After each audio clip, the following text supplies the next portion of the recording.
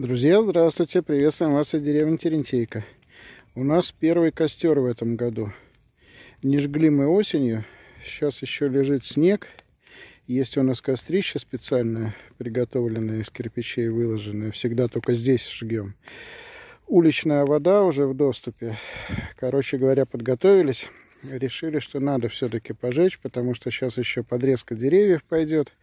Все это будет совсем большой свалочкой. Вот так вот аккуратненько, пока снежок лежит. В то же время уже вода есть. Под присмотром запалили.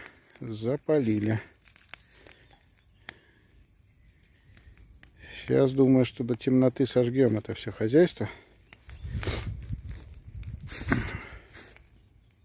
В общем, ребята, аккуратненько.